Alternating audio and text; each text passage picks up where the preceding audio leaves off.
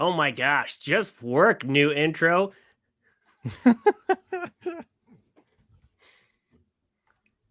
I mean, it was the first time.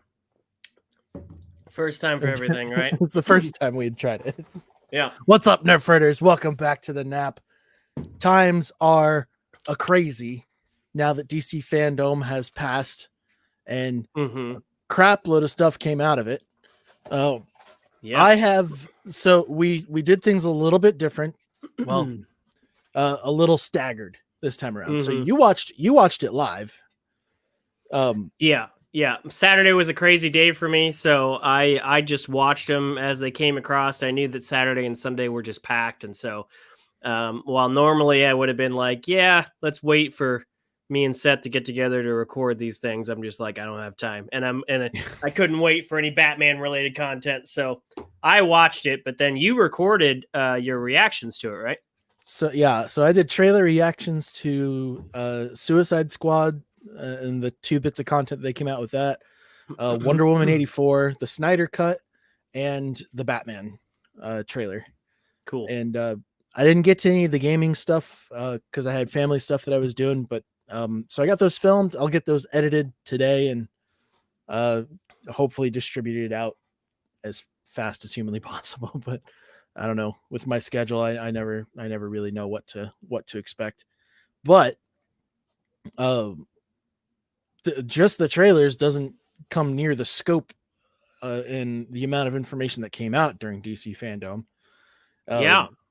Obviously, I mean, this was DC's Comic-Con this year, basically. Like this was their event to really kind of cover everything that they did. Now, I didn't watch anything else as far as related to DC Fandome because I wanted you to like bring up the stuff for us to discuss and kind of bring out the bullet points. Was there a standout moment? Is there a standout thing that stuck out to you right off the bat? Granted, I didn't watch the entire 24 hours event, but I was there from the start at noon on Saturday. And yeah, I got to say, I was very impressed by everything that they did. I mean, obviously it was a pre-recorded event. But when I heard that they were pulling out of San Diego Comic-Con and they're just like, hey, we're just going to do our own thing. I was like, okay, well, I hope you bring your A game. And they did. They had, of course they were all virtual sets, but they had really good virtual sets. One of the things I really liked from the get-go is they didn't just have one host. They had an American host, but they had a host from like tons of different countries across the world. And at first, the first thing they did was introduce everybody. Like every country that was participating in this that had their own host, they brought those hosts on the screen to say hello. And I thought they were just going to say hello at the beginning. And then for the rest of the show, we get the American host and those other countries would get their hosts. That wasn't the case. Every panel had a different host. And as long as the host could speak English, even if it was broken English, they hosted that panel.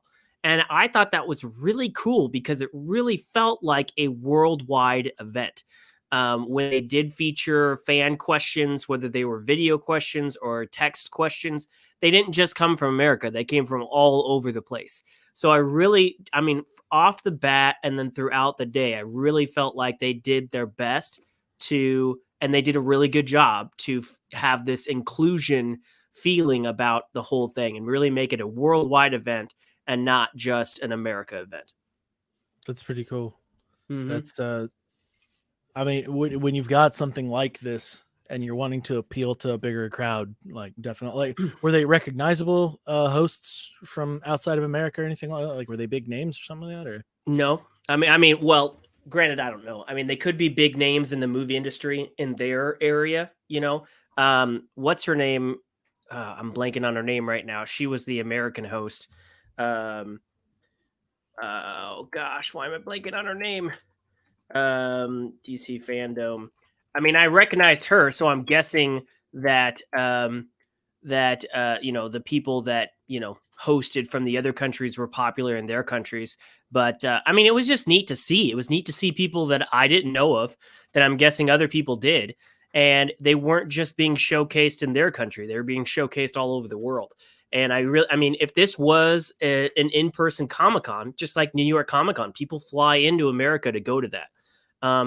And same with SDCC. So I really felt like that was cool that they made the effort to showcase other countries and to kind of force you to be a part of that showcase. You know, it wasn't like you could only switch to the American hosts or anything like that. So I really like that. It's like I'm trying to find a I'm trying to find a list of hosts right now. It's not pop. Here we go. Full talent lists and hosts. I'm blanking. She's in the Alan, in like the Alan trailer. Tudyk was in there. Yeah. Full. Well, this is the full talent lineup. So okay. I So mean, they had a lot of different things, but it's not saying yeah. what they're actually doing. But yeah. I'm blanking on her name right now. I Aisha apologize. Tyler? If anybody's watching. Yes. Okay. I think that's she was the first name. She was the first name that showed up. She was it's also alphabetical. She launched it, and then she came back a couple other times. She's the actress from Archer. Yes, she launched it. She started it off, and then she kind of passed. You know, then it kind of zoomed out, and more people started showing up and getting their individual intros. And then she would come back for a couple ones, and it wasn't even like she was the ones for the big ones. You know, some of the big ones had like they launched it off with Wonder Woman, and Wonder Woman, the last time they had a big, reveal for Wonder Woman 84 was at the con in Brazil. So the hosts for the panel were actually from Brazil. So it was really neat. Like they didn't all have connections that way, but I just really liked that they made the effort to, include people from all over the world. It was a really well done event. And, was it as cool as being there in person? Obviously not. Could you tell that it was pre-recorded? Yes. However, it wasn't dull. There was a lot of interaction. Like they had clearly done a lot of things up front so that they could get, video questions and, really bring some of the best things about the con. They could bring in the cast, they could have fans submit questions and stuff like that. It was really like their best effort. And from a lot of the virtual things I've seen over the summer, I was really impressed with what they did. And then on top of that, this is such a smaller event than your normal San Diego Comic-Con. I'm not sure if anybody really expected huge things to come from this. I mean, the only thing we've really been confirmed for the last couple months was that we were getting a trailer for the Snyder Cut, but that was really it. But instead, we got big trailers and big behind the scene things all day, and I was just really impressed by that. I'm not at all surprised to see a trailer for Wonder Woman. Another trailer for Wonder Woman made a lot of sense. Suicide Squad, the stuff that they had put out made sense because they're like, there's no way we're not ready for a trailer yet. And so they were like, all right, well, let's get some behind the scenes stuff or like some sort of a roll call like that. That made sense. Cause that was what I watched for my trailer reaction was the behind the scenes look, their little sneak peek and the roll call. The Batman trailer. I was a little bit surprised to see that they had that already. Like that they've done less filming than Suicide Squad has. So you should be a lot of bit surprised. Sure. They've only done 25 to 30% filming on that movie. That's crazy that they had a 2.5 minute trailer already for that. Sure, but like there really wasn't much in the way of it wasn't like a full plot trailer. Like a lot of it was just kind of showing off some of the visuals. There was like we'll talk more in detail about the trailer, but I'm pretty sure they revealed who the main villain is going to be. But sure. And a lot of it kind of took place in sort of like a similar feel.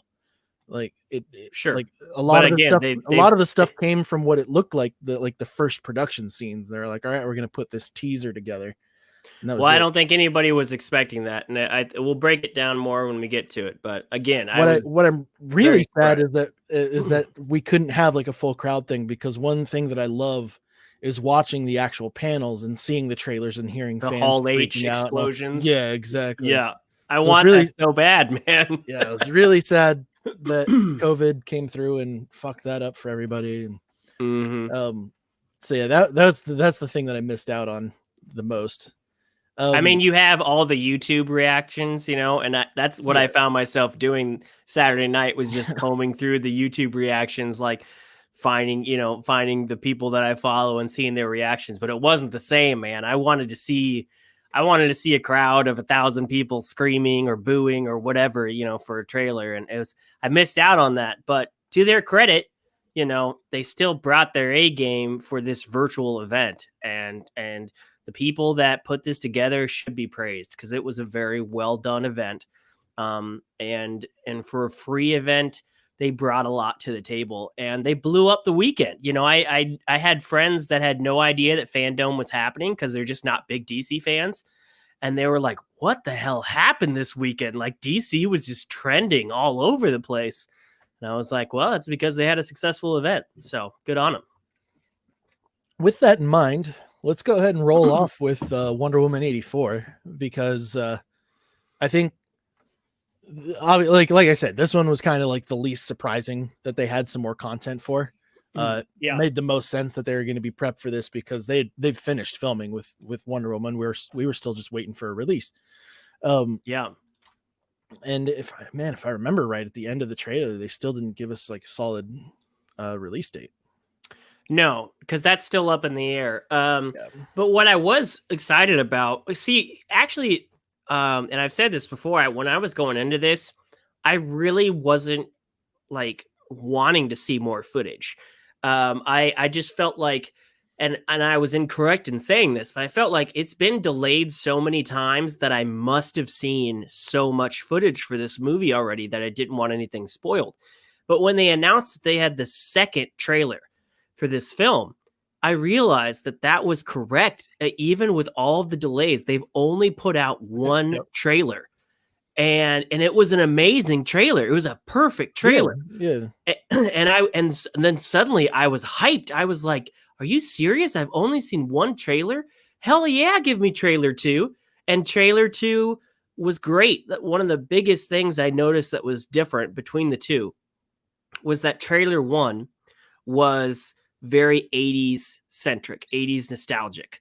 And it was awesome when it came out. However, almost immediately people started making connections and saying, man, they made this movie with a whole different release date in mind. And now Stranger Things season 3 has come, and we've already had the 80s mall and everything done. And it's kind of like, this kind of almost feels repetitive to that, even though Wonder Woman 84 was supposed to come out before Stranger Things season 3. So yeah, it was. It's been delayed a lot. It's been delayed. I mean, this film has been done for almost 2 years. It's crazy how much this was delayed before COVID happened. But what I did like about this trailer is that it wasn't 80s centric. Sure, there was some 80s things in there, and they still had the man at a time vibe, but it was very more, to at least in my eyes, it felt more like a movie trailer, like a cinematic scope trailer. It felt like a bigger thing that wasn't just focused on the 84 aspect, but on the this is the sequel to Wonder Woman aspect. And I really appreciated that. What did you think of the trailer? Well, so the thing that irritates me is that I think like the coolest scene got spoiled for me, but they also put it at like the beginning of the trailer, and it's when she's like lassoing and swinging along lightning bolts. I was like, why in the hell would you put that at like the very, like basically the beginning of the trailer? Well, and it was at the end of the first trailer, but it was just a snippet. I feel like there's a larger thing to that scene, yeah, of course there's, but I don't think they would shoot themselves in the foot like that. No, that got spoiled for me, but that was like a super cool visual I was really stoked about. We had already seen, like they had already seen, maybe that's just how it is. Maybe because of all the delays, there just wasn't that much new stuff. We saw Cheetah, like we saw a lot more of Cheetah this time around, but we had seen like we'd seen like post-production pictures and stuff like that of Gal Gadot in the Valkyrie armor. We knew ahead of time that Steve Trevor was coming back, which I feel like there's something nefarious going on with him being there, mainly because they didn't really allude to that at the end of at the end of the first Wonder Woman. And considering this guy is like, he had a line in the trailer where he can give people what they want, or they can be anything or something. I can't remember the exact quote. But he was working in conjunction with Cheetah, and I think that's where she's getting her power. So I feel like there's something nefarious about Steve Trevor being back, and she's gonna get and Wonder Woman's gonna get really hurt as a result. I don't know. It feels off to me. But that's speculation. Well, I would hope so, because he died. So it's gotta be off. I think that's the gist. I mean, that's certainly the gist of the trailer, that, he is granting people whatever they wish. He's got some type of magic stone or something that he's holding. He's got some type of magic around him. And he's definitely manipulating things. So it definitely seemed like he was giving giving Deanna what she wanted, and giving Cheetah what she wanted, even if Wonder Woman didn't actually ask for Steve to come back. It seemed like that's what she wanted the most, and that's what she was getting. And Cheetah, she said in the trailer she wanted to be an apex predator, and I mean, the first 2/3 of the trailer we only see her in a spiked leather jacket and some fishnets, and I was like, is that as far as we're going with this? She was also, but she also took on Wonder Woman in that too, and sure, like they gave us the hint that it doesn't make her outfit cool too. No, yeah, but I mean, I've known Cheetah as this version of Cheetah, and to be fair, they didn't give us a lot of this, and the only scenes we saw were very dark scenes, because they were shot at, or they look like they were night scenes. We didn't get much, and I know a lot of people are shitting on this design. I think there's still, plenty that we'll see in the movie. I seriously doubt a movie that's been delayed this long that Patty Jenkins would just let shitty CGI slide. Like, usually a great movie with shitty CGI is because they ran out of time. Well, this film's been delayed so many times. I feel like if they had bad CGI, she would have been like, well, let's take this time to correct that. So I'm sure it'll look good in the movie. But from what I saw, I was happy to see her as Cheetah. I thought that was really cool, and I'm glad that that's the direction they went. And this was the first time we'd officially seen it, and not seeing some leaked toy graphic or something like that. So it was nice to get that confirmation. Yeah, honestly, the only thing that I didn't like is that they continued on with well, first of all, so they're in the jet, and Steve Trevor just knows how to fly that advanced jet, even though he died in the World War I era. Technology isn't going to be that similar. Sure. And then when she told him about radar, and he started freaking out, are they going to start shooting at us? You shouldn't be afraid of that. Well, they didn't have radars. Well, no, he shouldn't be afraid of somebody. He shouldn't be afraid of somebody shooting at him. I don't know. I thought it was funny, but I think that does confirm that that's not the invisible jet that everybody was like, oh, there's the invisible jet, just because it had a glass ceiling. It's a regular jet. However, there was two shots of her in the daytime whipping onto something in the clouds, and you didn't necessarily see what she was whipping onto. So yeah, maybe there is an invisible jet. It's not that scene, but maybe there is an invisible jet in this, which would kind of be cool and kind of be corny. I don't know. I always thought that was like a stupid thing. Well, Cheetah and the main villain were flying together in something. They were on a flight together. Yeah, they were. And so that could have been that too. So she could be pursuing them or something. Right. So I like that it gave us just enough. It still didn't give us this is how this is all happening. I think there's still a lot of question marks. And honestly, I still have faith in Patty Jenkins. I seriously doubt if this movie, I mean, you know how Hollywood is. If there's shit going down with a movie, there's drama of any kind, if there's any type of doubt, it will leak. And this film has been on the shelf not on the shelf. It's been ready to go. It's been at the starting line, and that starting line just keeps on getting pushed back. And if there was any inkling of doubt that Warner Brothers had about this film, we would have heard it by now. There's just no way that would have been able to be kept under wraps. So I feel very confident that this is going to be a quality sequel, and I'm really excited for it. And I was happy to see the footage that they brought to it. So yeah. So it's been just a little too long for things to not be as I get your concern. I'm hoping that the CGI is not finalized. But I don't know, as far as the trailer went, I think they're in a good place. It certainly wasn't the trailer that I'm stoked that I'm as stoked to talk about though. No, and we're holding that off to last, so don't jump the gun. Make me hold off until that one's last. Okay. Yeah. So the next one we got, at least I'm going in order of how it released during the day. So the next big movie talk that they had was Suicide Squad, and they didn't have a trailer for this. They did have the behind the scenes footage, and then they had a kind of a cool long character announcement thing. And I really liked it. I mean, it was again it was kind of like the last movie with the character reveals and just so many, and you just know that half of them are going to be killed off, but they were still fun to see. And it was still like, half of them you were still like, man, never would I have thought that Polka Dot Man would be on the screen, or half of these other ones. But they just, it was fun to see them all. What did you think about the footage and the character call outs? So, God, what did I watch first? I can't remember if I watched the roll call or the sneak peek first. Mm-hmm. But when John Cena was like kind of describing the character that he's playing, and he called him a douchey Captain America, I was just like, I'm in. Solid. And he had that long ass gun. Yeah. It's like a Desert Eagle with like a 3-foot barrel. It's like, what is that? I'm really excited to see Flula Borg in a movie like this. I think he's gonna do great, because if you're not familiar with him, he's hilarious. Like he's fantastic.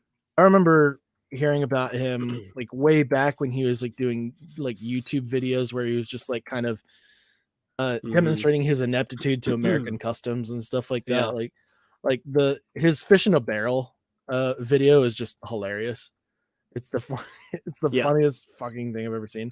He's got some great shtick with that, and Conan has gone a long way to showcase him as well. He's been on Conan a lot of times. He does such a good job with it, though. It's so hilarious. It's good stuff.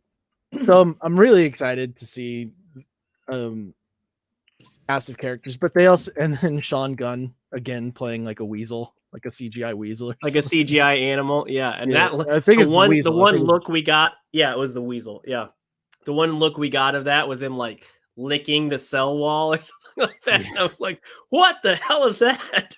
It's like he's always got his brother doing some weird shit, some weird, ugly looking shit. But it was hilarious. It's fun. Yeah. And James Gunn was talking this up. He was saying like I mean, it's not unheard of for a director to talk up their own movie, right? But he was like, this is the biggest film I've ever done. And I know some Marvel fans, which I am as well, but some Marvel fans like online took offense to that because they're huge Guardians of the Galaxy fans. And I'm like, I don't think that was like, no one thinks that's a jab at Marvel. If you love his Guardians of the Galaxy stuff and he's saying that this is a bigger film than that, then you should just be that much more excited to see the next thing that James Gunn's been allowed to do. It doesn't have to be, you don't have to read into everything he said as a DC versus Marvel thing, because that was nowhere on the table here. Well, and the thing that was said that I really liked iterating that, man, who was it? I think it's the guy playing Polka Dot. He plays the Russian dude in Ant-Man. Yeah. He said that there isn't a better director for this movie than James Gunn. Mm-hmm. And I thought about it. I'm like, yeah, you know what? If I had to recruit somebody to take an ensemble cast of of characters that are not all super, like none of them other than Harley Quinn Mm-hmm. and Captain Boomerang, other than the military guys and Waller, uh, they weren't in the previous one, so we're unfamiliar territory for a lot of these characters. Right. And James Gunn took another unfamiliar cast of characters. Like, yes, Mm-hmm. Marvel fans knew about them already, but a lot of people who had no comic book knowledge whatsoever got into the Guardians of the Galaxy hard, big Oh, time. absolutely. And After Thor, Guardians of the Galaxy was Marvel's biggest gamble. I mean, you had some great films and some great character development and great sequels, and then Marvel turns around and gives you a space show with a tree and a raccoon. I mean, they just went way crazy, and James Gunn made it happen. So of course DC is like, shit, if we can get that guy to do this, hell yeah. It's it, it's not about let's stick it to Marvel. It's just like we want the best person to do this film, and it seems like everybody agrees that would be James Gunn. yeah, it shouldn't be a Marvel versus DC situation at that point. It should be a Right. Marvel and DC situation because we're getting good comic book movies out of both. Like Yeah. I think some that's where some we need are to be, man. some Just are less comic book good than genre. others. It Sure. happens, Yeah. but that's not the point. Like it's strictly about just getting the best level of content that we can, and especially considering the fallout that's kind of been involved with the DC cinematic universe, we could use somebody who's got like a familiar track record to put a little bit of faith Yeah. into the franchise. And if I was going to have faith in anybody, like, because don't get me wrong, the trailers for everything that came out were great. But the other trailers that I really liked the Batman versus Superman trailer, really Hmm. liked the Justice League trailers. And those movies did not live up to the expectations that were set in those trailers. If there was first of all, I got to give James Gunn credit for coming up with like some sort of an idea or making something interesting up, because they didn't have time to put together a trailer.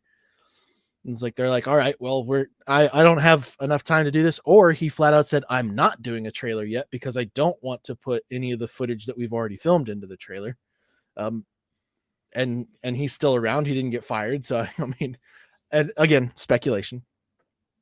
But if there's anybody who can inject a little bit of because mostly you got to admit it's Marvel fans who are going to be upset at some of the DC films, because they're Sure. coming down to that genre and being like, I want to see a good comic book movie.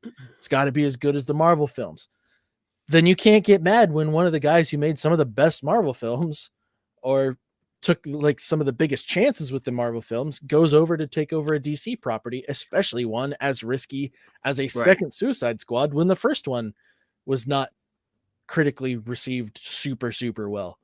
It's I like, mean, it won an Oscar, but yeah, don't yeah, don't but criticize a studio for being like, "Hey, we want the best." Not only do they have faith in such a fantastically weird movie, but they're going to recruit one of the best to do it. I mean, that should not irritate you. That should that should install hope for you. And I really wish, I mean, we could go on about this all day, but I really wish Marvel and DC fans would just get to a point where they're as far as the movie universe, they're just superhero genre fans. I mean, sure, at one point there was a stupid, oh, I like Mission Impossible more than the Bond films, or I think Bond is better than Jason Bourne. But really, no Star one gives Wars a versus shit Star about Trek that. Yeah, goes if back I can get generations. if I can get No Time to Die and Mission Impossible, whatever it is, 6 in the same year, hell yeah! I don't need to compare the two. They're just awesome. And that's exactly how I feel about DC and Marvel movies. If I can get one or two Marvel and one or two DC movies a year, I do not feel the need to compare them. And I do not feel the need to, there's a lot of people, and I try to call people out on this when I see it. I do not feel the need to shit on something else to praise something. You know, there's a lot of times when you see something like, well, you know, this last thing was terrible, but this looks great, you know, or Marvel is this or DC is that, but this is awesome, you know. You don't have to be negative towards one thing in order to praise the other thing. You can like the both. If you don't like them, you don't have to like them, but you certainly don't have to pick sides. You can like both if you like both. So I'm just excited about this. They really showed a lot more than I thought they were going to show, but it was like just enough to get me stoked. I mean, it was particularly for Suicide Squad that I'm kind of in the same boat. Like it really wasn't like we didn't get any plot details. No. Well, we might have. Like I said, I didn't watch DC Fandome. Did they discuss anything about like the plot of the movie? Not really. No. Okay. I mean, they didn't give much more than this, but I mean, even the behind the scenes stuff, they were like, it's like a 1970s war film, but with Suicide Squad people. It looked like they were fighting in the jungle, you know, like it was a true mission film. It certainly didn't look like another Light in the Sky type thing. So I don't know, I don't know. It looked like it was even a different time period, which I don't know. I mean, it could just be a weird ass movie, but it looked fun. It looked stupid. It looked like there was a lot of craziness in it, but it looked like it was being helmed and being taken seriously by the people that were making it. And that's all I would hope for, is that they try to make it a good movie. And it just looks like it's a totally different direction.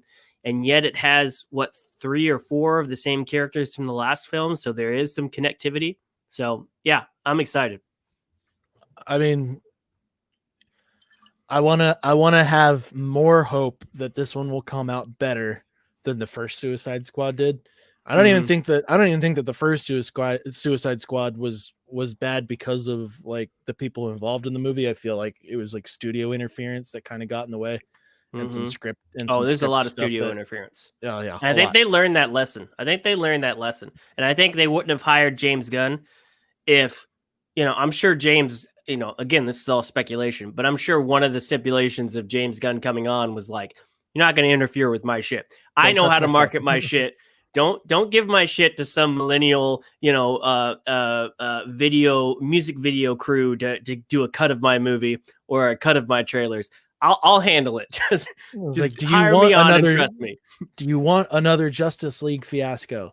No, right? Then don't touch my shit and don't get mad when I say that I want it. Kick me out and then put somebody else in there who's gonna piss off the cast and cause a God. There's so much shit that's coming out. It really seems like it's in good hands.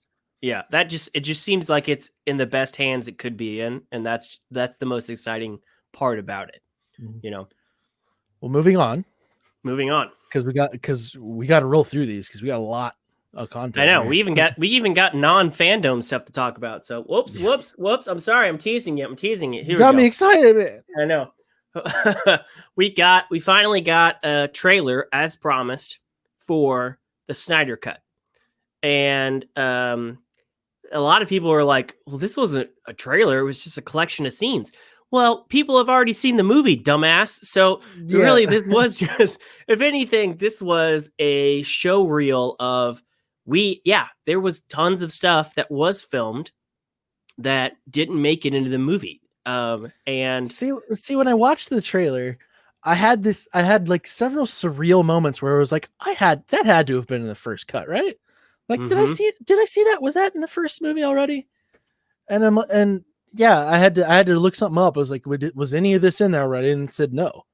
But like, it was so surreal to watch a trailer for a movie that I've already seen, but haven't seen, because it's going to be so dramatically different. Because it's going to, like, obviously, it's going to be dramatically different than what we ended up getting. And the first thing that they showed was Darkseid. I'm like, yes. Why would you lead off with that? Like, why not leave that for the ending? And then they used like a weird cut of Hallelujah, or a weird mix of Hallelujah that I don't know why, but the sound design didn't get me on that. Like, this trailer was really odd for me. And I expressed this in the weird aspect ratio too. Did you notice the aspect ratio was a square? Yeah, it was like the lighthouse instead of 16:9. Yeah. Well, okay. So here's my thoughts on it. First of all, there, there was there was a lot of memes that came out with Darkseid, like they were putting him on N64 cartridges and stuff like that, like saying he looked like video game quality. Okay. First of all, just because he filmed this back in 2016 doesn't mean that Zack Snyder on his own has been rendering and editing this for the last 4 No. years.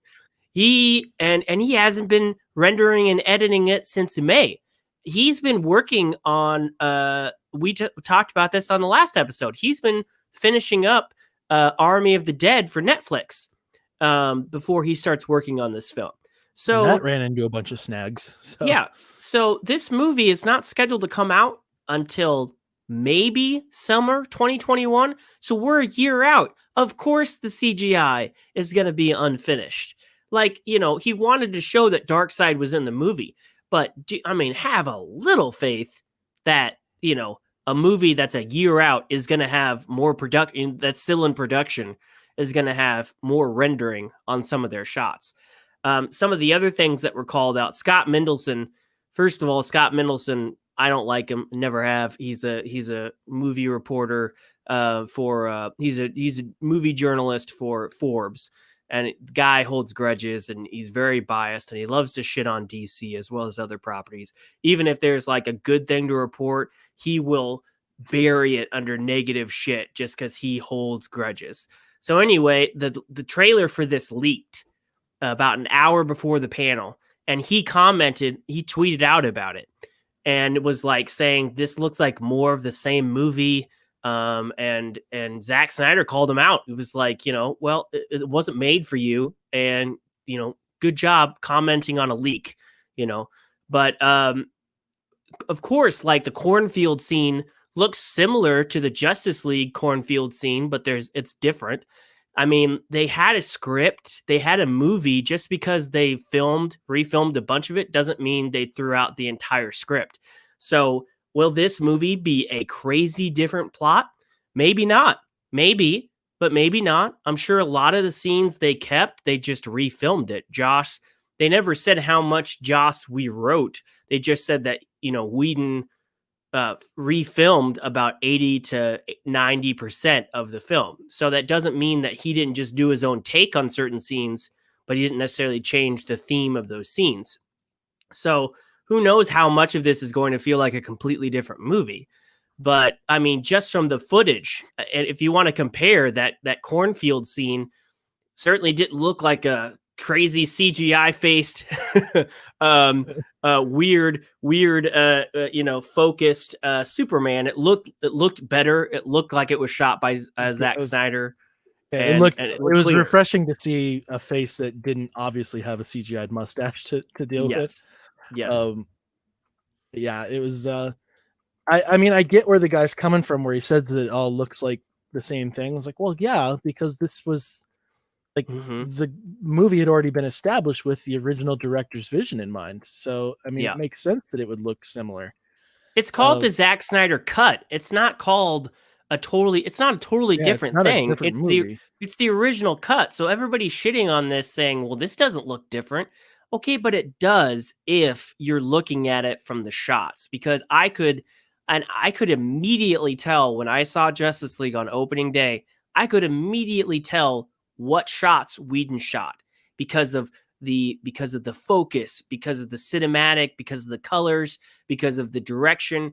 You could just tell the difference between a Whedon shot and obviously the face CGI with the mustache and a Zack Snyder shot. And so, you know, I think the people that were looking for the footage that Snyder shot, they saw that footage in this trailer, and it was more just an affirmation of, yes, we did film a shit ton, and here's just a sneak peek of it. And you're going to get 4 1 hour episodes of this coming in 2021. So yeah, I was excited. I like the trailer, and that music that you're talking about, that was actually in the sex scene with Night Owl in Watchmen, which was a very famed director's cut of Snyder in the past. So I think it was that's been a very like controversial music choice of him in the past. And I think it was just like him saying, "Hey, this is me. I liked it back then. I like it now." And for all of those that have been praying and hoping for this movie, hallelujah, it's here. So I cracked up when I heard that music. I mean, I guess I didn't look at the music choice that way, but I don't know. It was just the way that it sounded that didn't hit me right off the bat. Maybe that's why I wasn't paying attention to what the symbolism would have been behind it. I get where he's coming from, to where it felt like the same footage, because it did. It was like you're watching a trailer for a movie you've already seen, but with some dramatic differences. I don't know. When my trailer reaction comes out, I think it'll explain my side of it a little bit more, because like I said, like when you see my reaction, you're gonna be like, okay, yeah. Is it like, because it didn't hit me right away. Like once I saw Darkseid, and I was like, oh my god, so he's there. Like, but I didn't really have that big of a reaction, because like I said, so many things had gotten spoiled ahead of time. Like that Darkseid had been leaked beforehand. So it was like, yeah, we all knew that was coming. And so it really just kind of like was, like you said, it was an affirmation for all my expectations. I'm still excited to see the film. I'm still really excited to see the film. Like you and I said on our podcast about like the one where the Snyder Cut got announced, we were both like, yeah, I would absolutely love to see his cut, because I want to see the original vision for the movie, and not one that got like however much of a percentage of the original vision and then got filled in with whatever. It's like if I eat a sandwich that's 99% the sandwich that I like, but is 1% shit, I'm not going to eat that. I'm not going to enjoy eating that sandwich by any means whatsoever. It doesn't matter. So, I mean, it was nice to see that there is an established vision. Even though I know that the black Superman suit is color, it's color adjusted. He wasn't actually in black, apparently. So I guess there was some CGI involved on that, but it looks super smooth. So not for all the shots, but they do have shots of him on set from a black suit. But not all the shots. But I don't know if any of them were in there. Any of the CGI ones were in there, but the ones that were in there looked really smooth. So yeah. Well, and you saw other things, like you saw the Zack Snyder design for Steppenwolf. You saw another villain that wasn't in Justice League at all, Desaad. He was wearing like a cloak. I put him in the thumbnail for our video. So he was in there. You see Cyborg's dad being obliterated. I thought that was one I thought we had seen something like that. Maybe it was a flashback, or it was like a deleted scene or something like that. Yeah. I thought I had seen that already, but yeah. It wasn't in the original cut. So, I mean, and granted, Justice League came out in, what was it, 2017? I mean, the last time Zack Snyder worked on this was 2016. So it's been a few years. We've seen clips leak from the Snyder version. We've seen pictures and things. So some of these things in their unfinished form we've seen over the last couple of years as the release the Snyder Cut movement has fought to keep this alive. So I mean, I'm stoked, and I didn't need much more than this. I'm just stoked that it's happening. I'm stoked that they're putting it out, and I mean, it sounds like a 4-hour cut of this film. I can't wait, man. My favorite part of the trailer. Great. My favorite part of the trailer was the very end, when Barry Allen lined up. Well, when Barry Allen talks about, I was like, yeah, this guy's defeated so many other people with enhanced abilities on however other many planets, and Batman was just like, yeah. It gave me Thor, but he's never fought me. I was like, yeah, he has. He hasn't fought me twice, but. So I don't like. Well, it's not the same, but it made me laugh. But that was my favorite scene, because we got to see Batfleck again. Be like, so I don't think that his Batman is great, but I think his Bruce Wayne side is really good. And yeah, he did it again. He was like, he hasn't fought us, not all of us united, right? Whatever his scene was. I was like, yes, here we go. We're all together. That's how the DC and Marvel fandom should be as well. I was like, all right, we're all here. Let's do this. Well, and that was also a thing where people were like, this is why they brought in Joss Whedon, was because Zack Snyder is so dark. I mean, he's not. He's got an affinity for these characters, and yeah, he can bring in the darkness, but he did he did have some affinity and some hope and some unity. It was just he just didn't get a chance to show it on the screen, and I really appreciated that scene because that was a glimpse of the hope of the Zack Snyder version. That wasn't a Joss rewrite, and it didn't have to have a joke in there to feel uplifting and feel hopeful. Nope. It just had to have a really good line coming from the leader of the group, that he hasn't fought us united, And it and gave us I hope. thought that was a great line. Yeah, I really did like that part as well. So All right, I'm excited. Speaking of Batman, let's talk about Batman. Let's talk about Batman, man. Let's do it. Let's do it, man. Because we've already been at it for 45 minutes. I want to keep this to an hour, but I really want to talk about Batman because fuck. Oh yeah, this trailer was so good. This trailer was so good, and he looks so good.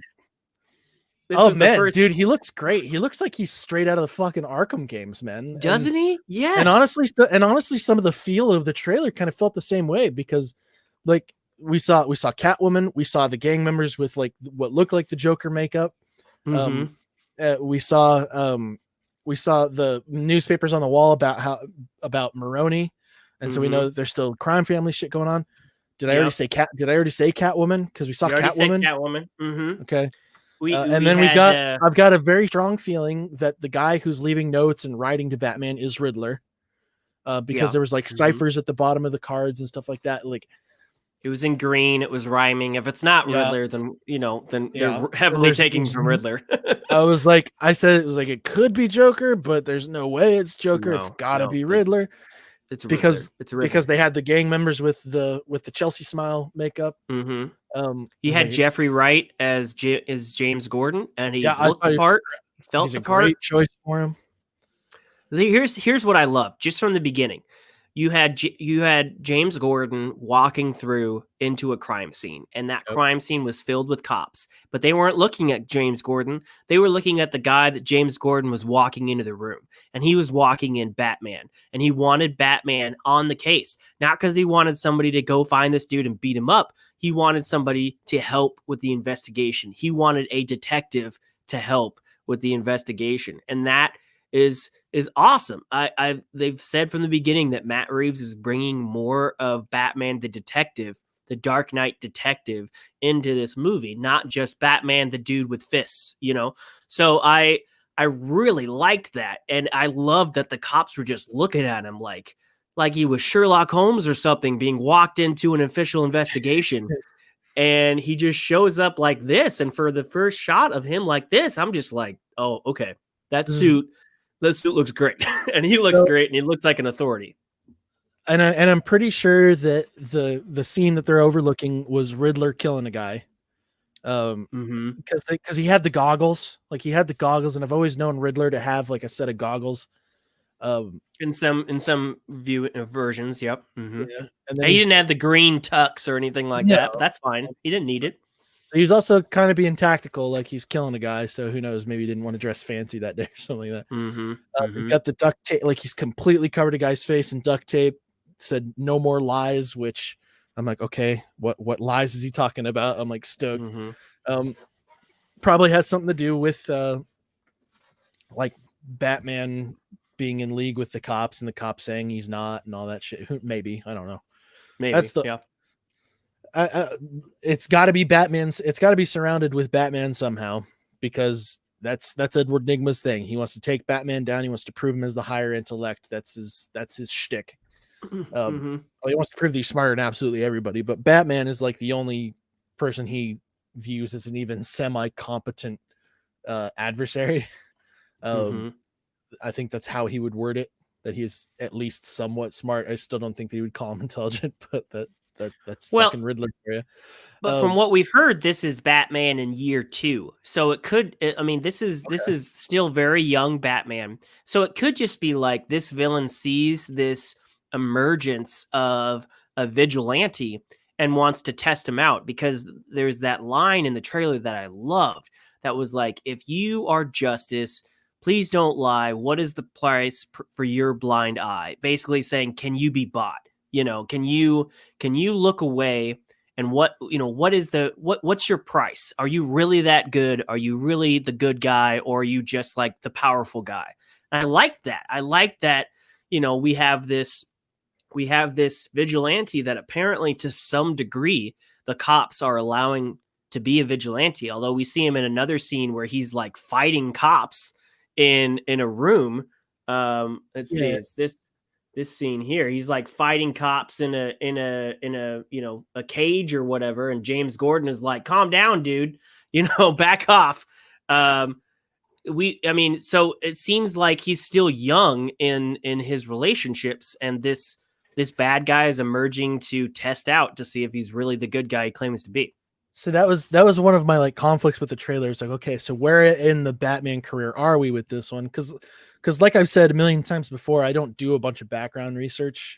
We get all of our information from either you or other nerfers when it comes to stuff like this. Because he seemed like a very young vigilante. Like I don't know whose funeral he was going to, but like while he was there, he still got like the long punk emo hair. They were playing a Nirvana trailer, which suggests to me that he's going to be a younger Batman. It's also being played by Robert Pattinson and not an older actor. Like Robert Pattinson is not that old. His brutality when he beats the fuck out of that gang member, and like after he knocks him down, he still bashes his face in a couple times. It's like, so he's undisciplined as far as his rage and his anger goes. It's like, and I'm really stoked to see a Batman like that. That's going to be great. Well, and he doesn't look polished. He doesn't. I mean, you look at him. He's got this weird ass haircut. He doesn't look like the Bachelor we've grown accustomed to. He definitely looks young and still got almost like, angst, uncontrolled. That he definitely, it showed how that he knows how to fight, but that he has rage and that he's reserved. You know, he hasn't built up that resistance, you know, yet. So it definitely seemed like he was young. Yeah. But they also brought it, but like Gordon also brought him in. And like he was in the crime scene with absolutely everybody there. Like he wasn't like trying to sneak him in there or anything like that. Right. So I was like, okay, because in the Batman universe, like he wasn't original, like Gordon wasn't hot about him being a vigilante. Like they were hunting him down. We're obviously past that phase, or just passing into the phase where he's kind of an accepted helper for justice. Maybe that's why they're seeing the conflicts there, because there's still police who aren't convinced and stuff like that. Maybe, I don't know. So you didn't see the panel, correct? No, I did not see the panel. I didn't watch the panel. I didn't want to get too many in-depth details. Well, let me fill you in, because they didn't. I mean, obviously they're not going to spoil their own movie in the panel, but what they did confirm was that the HBO Max series that they announced, the Gotham PD series, is going to be Batman Year One. It's not going to be the story of Batman Year One, but it'll be the first year of this Batman with that police force. And then, so it's essentially the prequel to this movie. So that series will show how the PD got to this point. And then this is the movie where it's kind of his second year. He's got a little rapport with the police department, and he clearly has some type of relationship that he's built with James Gordon. But that's what they confirmed. So is Batman appearing in that series? They didn't go that far into it. They just said that it will be from the Gotham PD. So who knows? He might have a cameo or something, but it's basically some cameos at least. But it's basically what I said. I hoped this would not be Gotham, because Gotham was not about Gotham PD. It was more about a Batman origin story. And they said that this would be the first year of Batman from the perspective of the police. But clearly, if it's a prequel to that, I mean, they would have to have some type of Batman, you know, or origin in there, or at least, you know, cameos to show the relationship that was built. But that was interesting that they said they're going to have a series that's a prequel to this movie. That's kind of cool. I like that. I also like that this isn't going to be an origin film. Like they don't feel like they have to start at the beginning. They're starting a year later. I like that a lot. That I don't know if I mentioned that in the trailer, but I'm really glad that we're not seeing another origin story. It is good that we have that in there. But again, like we're getting a completely different feel to this Batman on this one, because this one feels like full on crime overrun Gotham. That's how this one feels. This one feels like Arkham Knight, or not necessarily Arkham Knight, but like Arkham City level of crime in Gotham. Like there's gonna be a bunch of I feel like there's a bunch of villains around. It looks dark, it looks gritty, looks like the cops are basically soldiers at this point because there's just crimes happening left and right. Like that's how it felt. It didn't look that way in all the trailers. There's not a lot to back up my theory there, but like the gangs, certainly felt like there were gangs. Yeah. Yeah, the Riddler running around, the fact that we saw Catwoman as well. I'm like, okay, I'm stoked. Is this going to be like full on, like all like Gotham is just fucked right now? Like they're in like, I mean, it didn't feel like Gotham in the apocalypse, but it certainly felt like it felt he was accepted as a force to use. Yeah. It gave me like animated series Gotham era stuff where it's just like crime's just everywhere. Like Gotham's out of control as far as that goes. Like, don't get me wrong, I'm not talking about like a post-apocalyptic or full-on riot or anything like that. But there's rampant crime and the cops can't do enough about it. And so maybe that's why maybe they've gotten to that point too. They're realizing it's like we can't do this on our own. The red tape is going to stop us from being able to get done what we need to get done. This guy's going to have to help us out. There's a lot of cops you still don't want them traipsing on their territory. Oh, clearly, like he clearly like gets in a fight with some cops. So yeah, I like that at some point too. And like this cop's like dead scared that he's got the Batmobile fucking right behind him. I know. This guy's crazy. Well, that wasn't a cop. That wasn't a cop. Colin Farrell. Did you realize this was Colin Farrell? I did not realize that was Colin Farrell. Yeah, it's Colin Farrell. And with some prosthetics, and they're saying that he's likely the Penguin. Yes, but I didn't even see that. Like, Jesus, the guy that said this guy's crazy. That was Colin Farrell in the shot, and then they had this shot and a couple. There was another shot of him firing, like shooting some guns. But yeah, so that's Colin Farrell. That's crazy, man. Like, he doesn't look like Colin Farrell at all. Man, I completely missed that. Yeah. So that was a big surprise. I like that a lot. Even when I did the second watch on the trailer, I was like, oh, I wonder what I missed, and I still missed that shit. Like, I didn't even like I saw him on screen. I specifically remember seeing his face, and not once was I like, oh, I wonder who that is. Like, maybe it's because he's not like obvious. Like, sure, like he's not. He doesn't have the monocle and his nose is a little out there. He's a little scarred, but yeah, he didn't. Maybe the Penguin is going to be like, if somebody calls him that, he like kills him or some shit. He's like, don't fucking call me and again, this could be, I felt like there was so much about this that was laying the groundwork for the future. Like if you noticed the card that James Gordon is reading in the beginning has an owl on it with big round eyes. And a lot of people were like, oh, is this a nod to the Court of Owls? Down there too. Yeah, I mean, there was a lot of stuff in here that just felt like this was universe building. You know, this was Gotham City building. Like you saw that gang, right? And even though you've seen white-faced gangs in the past, the first thing you thought of, well, this is Gotham. Even though we're not seeing Joker, and even though there's been nothing to suggest that Joker is in this movie, it definitely feels like those could be Joker ripoffs. Those could be a gang that, you know, that memorializes or worships Joker, even though they might not be his henchmen.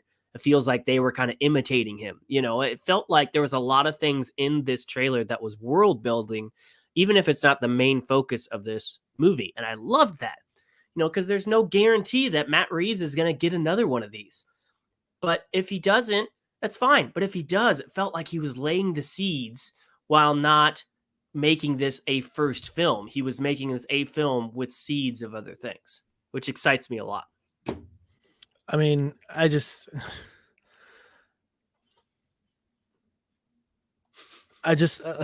was so good. It was. I loved the Batcave that he drove in on, like how it looks like it didn't look like a cave. It just looked like a part of his house.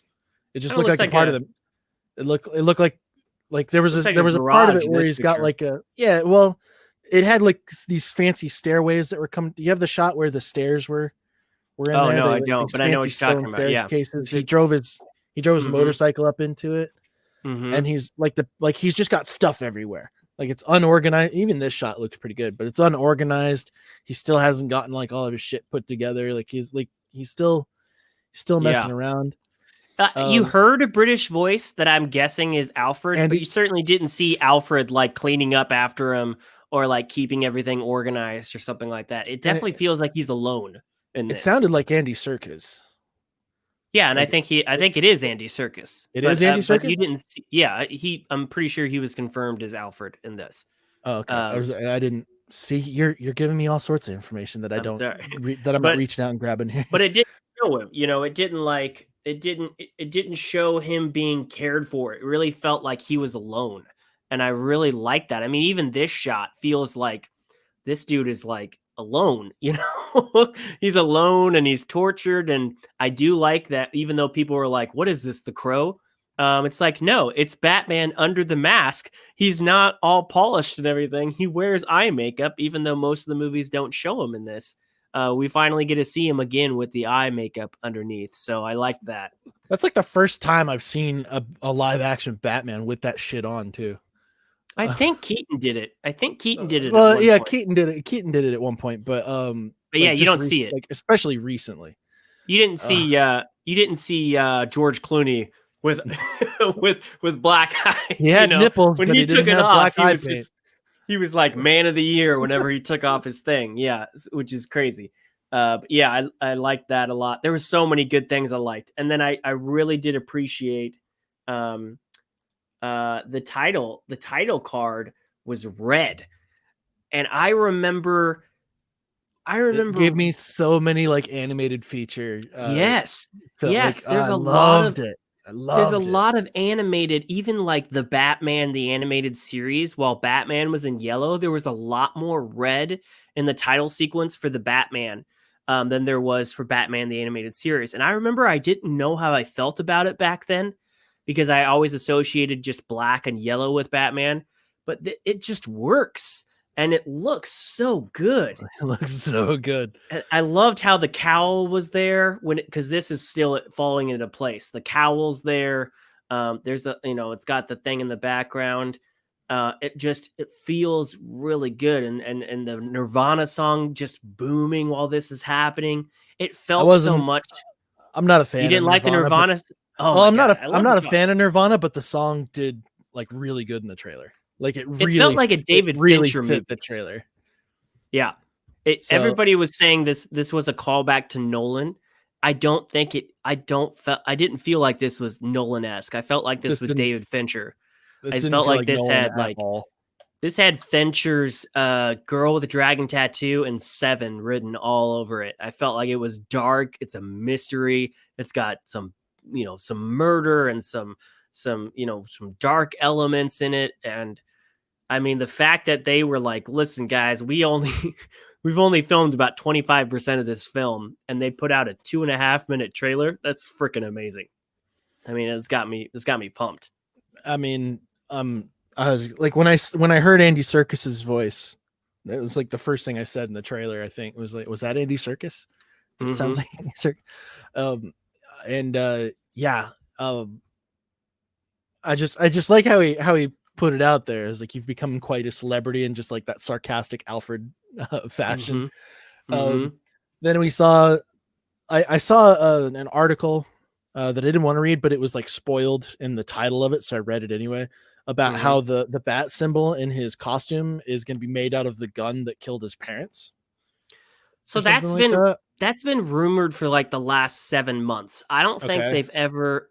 And unless my computer froze during that part of the panel, I still don't think that's confirmed.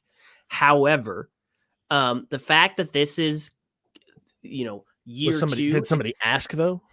Well, I mean, again, I don't know. Question, but they've been saying that for a while, and they've been suggesting that for a while. And this isn't based off Batman Year 2, but in Batman Year 2, the comics, Batman actually had that gun and used that gun for a while. He had a holster. He had the gun that killed his parents, and he used it to exact vengeance on some people. So this could be a nod to that, where we're not seeing a Batman with a gun and a holster, but we're seeing him turn that gun into, I mean, he says it. He doesn't say I'm Batman. He says I'm vengeance. And he clearly has some anger issues. I feel like him. I feel like when he bashed that guy's skull in, like that guy might have already been dead. Oh, I don't think everybody that says he killed that dude clearly hasn't seen enough UFC, but he definitely hurt that dude, and he definitely I heard some squishy noises there. He took it too far, like, and it was clear, and it wasn't. I think that was the point.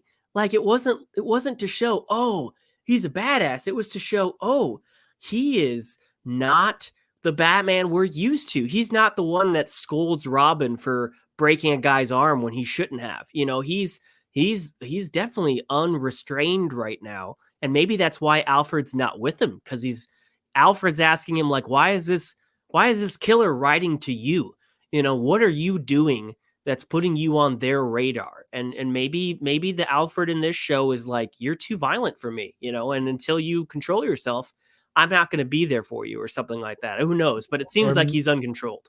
Or maybe they just didn't want to show off scenes with Alfred yet because they aren't completely done or something like that. Very true. Could be a lot of things. I feel like Alfred wouldn't leave Bruce behind under most circumstances, and like he'd instead be like the lecturer that Batman. I don't know. He has in the comics.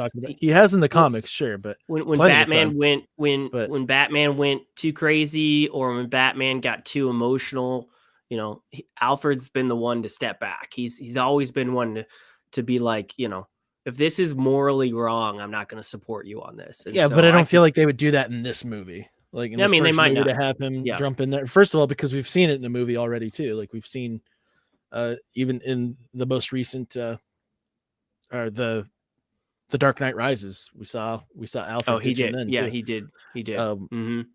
So I don't know. Andy Serkis is not an actor who I would give the least amount of screen time to if I ever had the opportunity to have him in my roster at any point in time. Very true. The last shot that you see before this, not the garage shot, but the shot that you see before the title card comes up, is Batman standing up in front of the crowd, and you just see his cowl like rising, and you're just like, ah! It was so cool. It was a good shot. A good trailer. It was so good. Yeah, I like it a lot. I'm excited. I'm stoked. Man, and then the moment where like it sounds like he's on a call with Riddler or something like that. He says, "You're a part of this too," and he said, "Like how am I a part of this?" or something like that. But he just says, "You'll see." It's like, oh baby, all right, okay. So things get bad. He has this call, and then things are gonna escalate. Like somehow things are gonna get worse, and I'm loving that.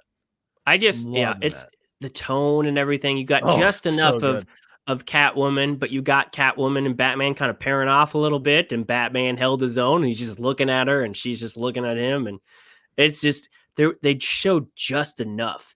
And yeah, you could see like it showed a lot of the same scenes, probably because those are the only scenes they filmed. They still have 75% of the movie to show. But of the stuff they've shown, I could see this going another way. I could see this being a not so great trailer, and everybody coming to its defense saying, dude, they still have 75% of the film to show. Of course it's not that good. Instead, it's the opposite. Instead, it lit the world on fire, and they still have a whole movie to shoot. So I'm stoked. And it goes back because there were a bunch of people who were freaking out. Like, I don't see how Robert Pattinson's going to be a good Batman. I don't want a twinkly vampire in my movie. And then he shows up 3 months ago, there was that article that he wasn't working out enough during COVID, and people were like, he's going to look like anorexic Batman, Nope. he looks like a badass in this. Well, he doesn't look like the most buff dude. I mean, that armor is obviously pretty thick. He doesn't look like Batfleck, but he still looks capable. I feel like the scene where he destroys that gangster and says, "I'm vengeance," was absolutely in response to that. Be like, you know what? I don't care if he looks skinny. He's going to kick the living shit out of people. Yeah. And then he just absolutely brutalizes that guy. Yeah. The dude came at him with a crowbar or something, and he's like, "Nope, I'm putting you down." That was great. It was so great. Well, we've hit about an hour 10. Did we want to touch some lightning round topics, or do you want to? Yeah, because you brought me one. I didn't have a lot of others. But were there any other highlights out of DC Fandome? Out of DC Fandome, I don't know. I mean, there was so many hours of stuff that I didn't see, but those were the Okay. big ones. I did put the video game stuff in the icon, and I'll probably change the icon later. But I mean, just without spoiling those for you, a lot of it was not game footage. You got some game footage of Gotham Knights, which was Yeah. really cool, but like the So I Suicide got a lot Squad of wasn't. information So about the games. okay, I just haven't seen the trailers because I wanted to film like legit reactions to those. I just hadn't gotten to that. yeah. So I won't But yeah, spoil that for you, but those are pretty cool. so Gotham Knights, spoiler alert, like if you haven't read up on any of it, but in Gotham Knights, Batman is dead. Supposedly. Yeah, dead. It seems like a sequel to the last Arkham game, and if you played the last Arkham game, he did die, initiated a like he was done. sequence. Well, no, there was the 100% completion sequence where he initiated the explosion of his own house. He initiated the Nightfall Protocol, which right, which but he wasn't we dead. We all assumed was him. He's like retiring. Presumed dead the way he's like he says that he's dead. Yeah, he says if you're listening to this, I'm dead. Even though he's 100% just on vacation or some shit.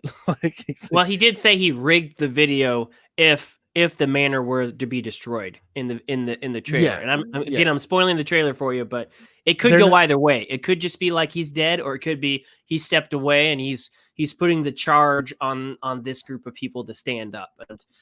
So the information that I got, I wanted to know if it was going to fall in line with the previous Arkham games as far as the gameplay style, and apparently that is not going to be the case. The counter system is not going to be in it. So they're gonna have like kind of a different gameplay style as compared to the previous ones, but this is also a very different game. They're gonna have a co-op feature now, which we did not get in the previous games either. There's a multiplayer function as well, and obviously a counter system in conjunction with the co-op. Like it wouldn't make sense. They'd want to have like the co-op be the main thing instead of you being able to be a one-man destructive force. So it's going to be a wildly different game.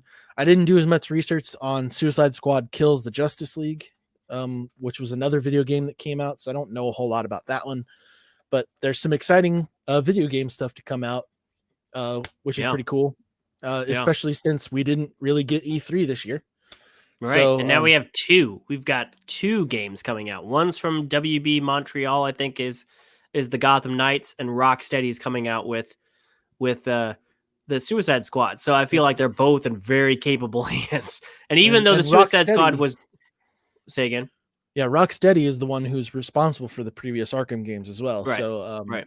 So yeah, having Suicide Squad be in their hands, I feel like that's going to be where you're going to get the similar style of gameplay. And it looked, I mean, granted, they didn't show any in-game footage. They just showed the engine footage, the cutscene stuff. But to their credit, it looked amazing. Because I saw the cutscene trailer for the Marvel's Avengers game, and I was like, "What?" I get it. You don't have to model them off of the actors on screen, but it looked terrible to me. It looked bad, and this trailer looked good. Like the graphics looked amazing, even though it wasn't game footage, which I think is the main reason why we're not talking about it. But it looked really good, so I'm excited, and I trust Rocksteady to put out a quality game. So I thought there was something that came out that was like a good amount of gameplay footage. They showed gameplay footage for Gotham Knights, but unless they came out with another Suicide Squad thing, it was just a trailer for that. It wasn't game footage, but yeah. You'll have to watch those and record your reviewings. But the other lightning round stuff, I had three things. I didn't have anything because I was with family the whole week. Well, we don't have to do long talks about it, so I'll shoot them off to you then this time. How about that? Give me. Geek Tyrant put out an article today that Disney Plus is reportedly creating an adult section for their R-rated content. Reporter Bill Hunt says, hearing interesting reports from sources in the last couple of days that Disney is creating essentially a more adult section of Disney Plus that will require PIN code access. And that's where all the Fox and MGM content will be moving forward, includes lots of 4K films. He later clarified that he meant to say Touchstone, not MGM. It makes sense for some of these Fox and Touchstone titles to go on Disney Plus because it already has a far larger international reach than Hulu does, which is currently only available in the US and Japan. So what do you think about that? I mean, Disney Plus has been around for a year. It feels like this is the natural progression. I mean, I'm stoked. And if you're going to say that I get to watch Deadpool without having to get out my Blu-rays, then yeah, absolutely. It makes perfect sense. Like, I don't want them to like censor any of their content like they were doing. Like, I wonder if like the real version of Splash is going to end up on there now, like, where they don't CGI hair over her butt. But yeah, but that is mostly a family film, so I feel like the adult section will be the films that definitely aren't family oriented. But I mean, I do like it. I feel like we've been talking about this all years, that Disney Plus is just, they're struggling with content issues. They need more content. And what's the point of them owning Fox and Touchstone if they can't put that stuff out there? And if Hulu is really that limited, that it's only in Japan and the US, which I didn't know, then yeah, I mean, why not have an adult section? And if you can limit the access, pin code access, then you're still keeping it a family friendly streaming service. And I like that a lot. I think that's smart. The only thing that I hope is that on my profile, I can be like, do not, like, I can have a setting where it's like, do not make me do pin code access to this part. Yeah. Give it all to me. Well, I imagine it's similar to, like, you see Netflix, they do have a kid filter. You could make a kid account. I hope it's I'm sure it's similar to as that. simple as, I hope it's something just as simple as that, because I don't want to have to like go through like a completely separate section for my profile. Yeah. Maybe I'll put it on another profile that happens to be on my account just to fuck with that person. But yeah. But yeah, this makes sense to me. Like, I think it's exciting. There's no point for them to limit the amount of content that people have access to on that platform, especially considering, especially right now, streaming platforms are going to be the main competition for just about everybody. Cable TV is not going to be a competition platform for anybody at this point, right? Because everybody's getting on board with streaming, and you're going to have to keep up. And if you have the biggest pool of content available to you, you should not limit it. Exactly. If you paid all this money to buy these other companies, why shoot yourself in the foot and say, oh, but we can't put them on our own streaming service? It makes no sense.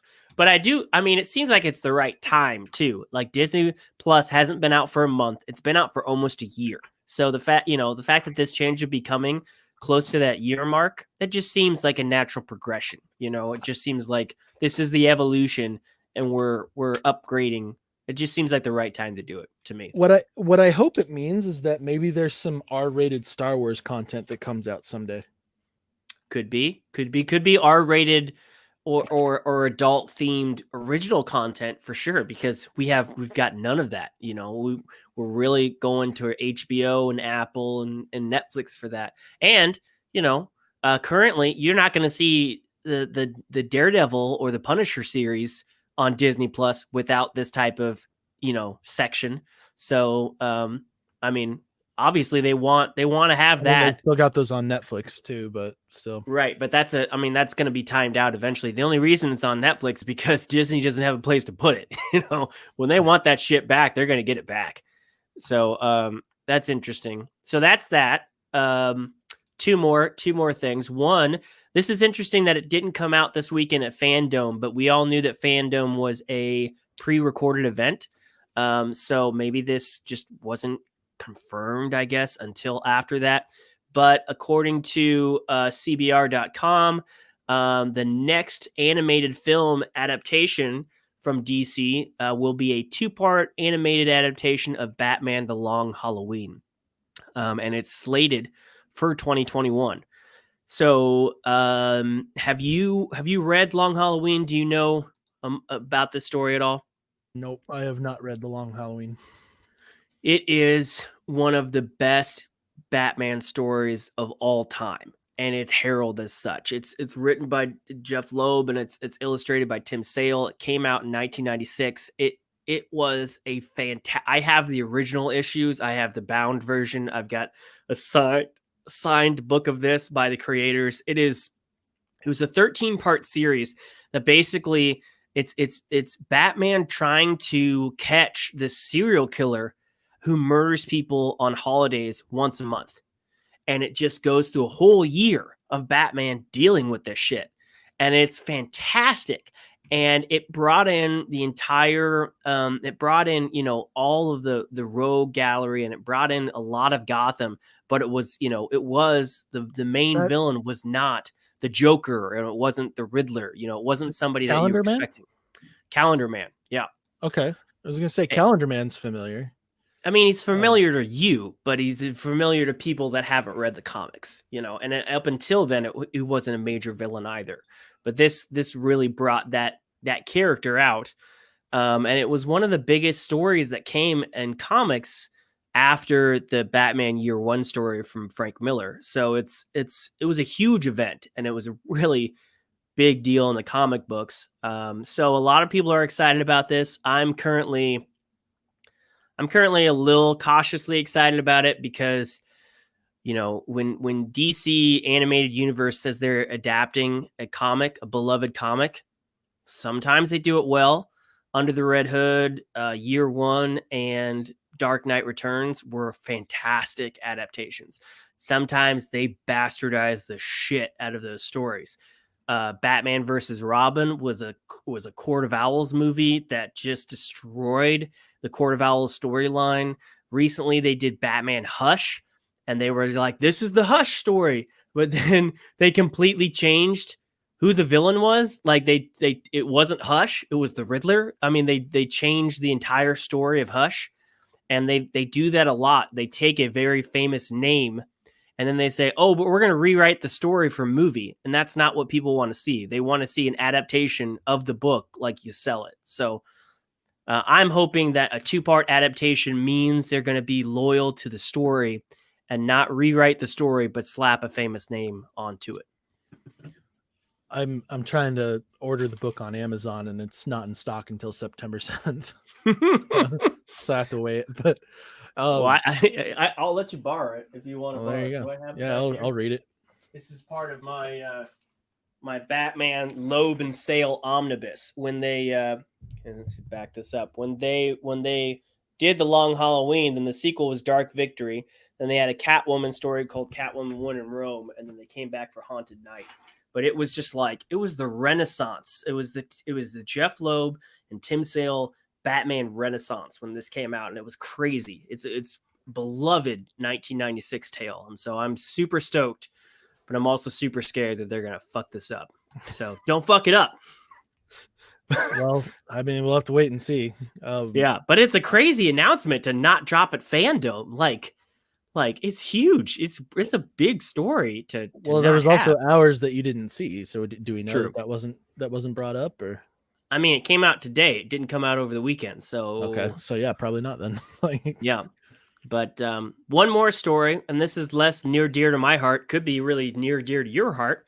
But the CW, they're always hunting for new shows and a lot of live action adaptions of things. Their newest live action series in development over at the CW is a Powerpuff Girls live action series.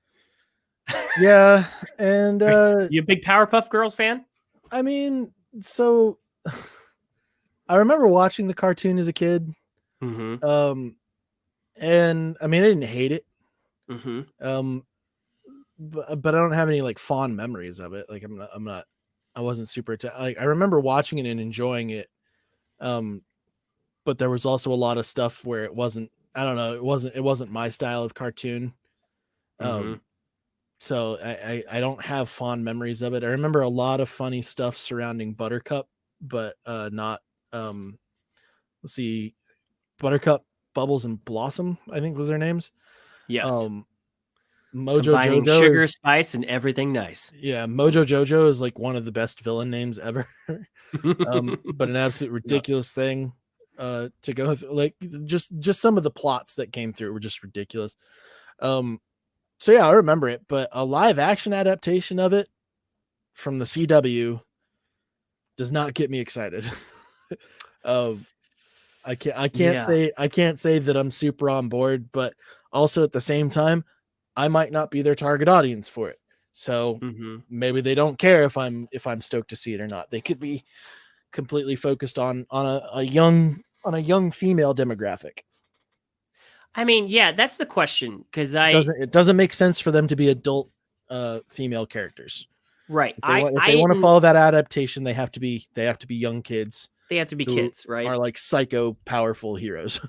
like I didn't have Cartoon Network growing up, so I never watched this. I really didn't. I only watched it when I was in the military, and I had friends that like had the DVDs that were like huge Powerpuff Girls fans. It was like it was just among their other, like they had a bunch of anime and they had Powerpuff Girls. So I saw a part of it then, but I don't think I've ever seen.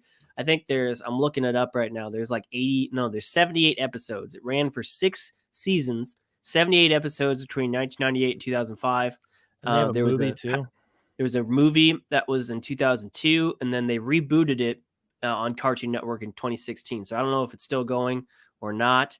The person that is, that's responsible for this, that's overlooking it. Her name is Heather Rignier. And she has been, her past credits include the Veronica Mars revival, a show called Smilf, which I've never heard of, but that sounds interesting. iZombie, which I think was also on the CW, Falling Skies, which I actually liked, and Sleepy Hollow, which I liked at the beginning of. I never saw the end. The CW, I mean, they've been responsible for a lot of hits. They've also been responsible for shows that just never died. Like Supernatural went on 10 seasons longer in my mind than it needed to go on, but hell, it stayed popular and its fan base supported it and it kept making money.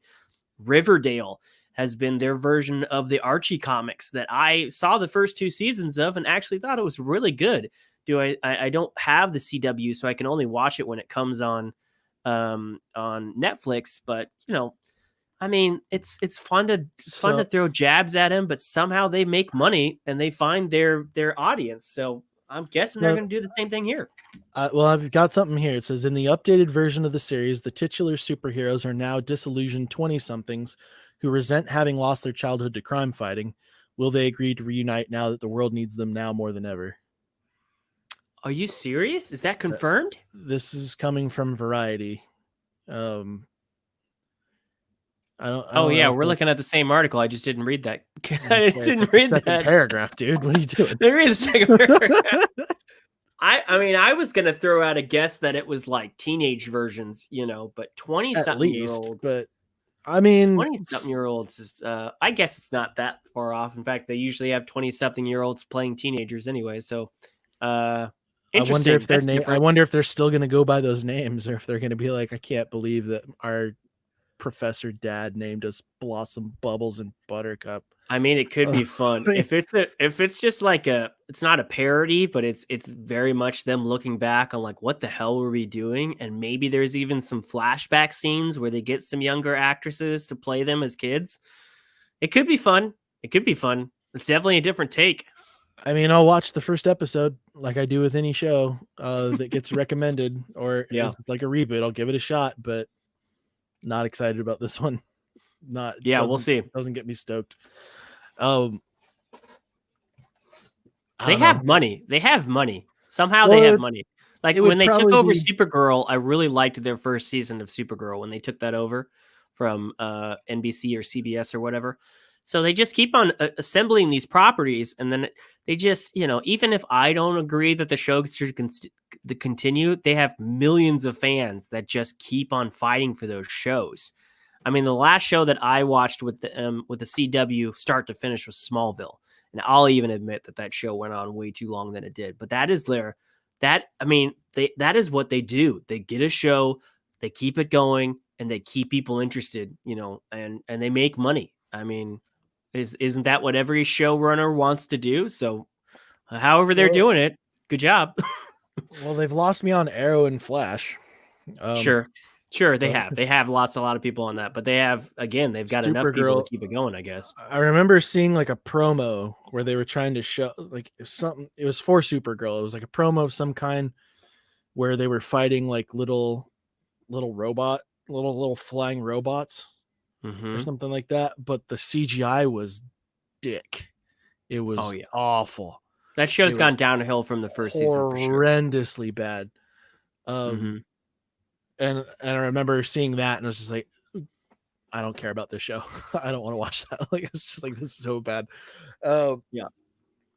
And we have a fan of the show who keeps on wanting us to watch Stargirl, which I still have not checked out. I need to.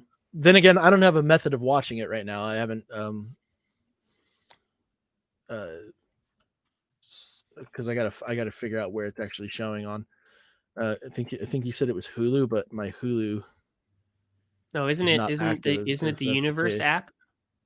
And it's moving over. If it's the Universe app, then I definitely don't have access to it because I dropped that. Yeah, it's free on the CW. Yeah, I don't have my DC app or any access to CW, so I haven't been able to check it out. I need to do like a free preview or something like that and just check out a few episodes. Just binge it, yeah. Or something. Yeah, maybe. Yeah, I don't know why, but the CW series just don't get me excited. Like they're just a little too campy, you know? Just a little too cheesy. They are. And again, that is why, and I don't have TV. I don't have any cable, or I don't even have satellite to get the regular like news channels around here. So I even if I wanted to watch them, I don't have it unless it comes to Netflix, which is where most of them turn up eventually. That's how I see them. So I just wait, and sometimes if I've really watched everything else, I'll be like, all right, I'll catch up on the latest season of Arrow, and I'll like 3 of the 25 episodes for the season, and then I'll be done, you know. But those are my background shows when I'm lacking in something playing in the background. So okay. Yeah, I was right. You can watch it on Hulu if you have the live TV subscription. Okay, but you need the subscription to do it. Well, the live TV subscription is like $60. Like just for the live TV side, it adds like $60 to your. That's the whole thing of streaming being more than cable now, depending on how many channels you have. No, I ain't doing that.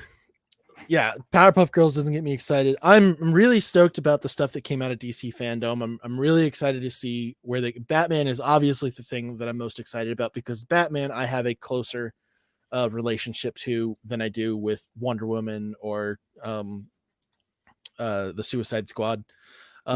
Granted, I'm still not as well versed in Batman as you are, but he was the hero who I was introduced to first.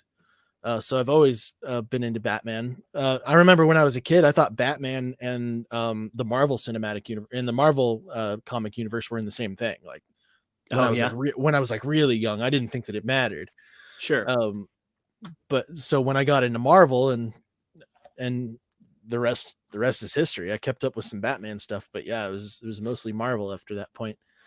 But yeah, I'm really excited. Some of the are there any panels that I should go back and watch? I mean, I'm sure there are.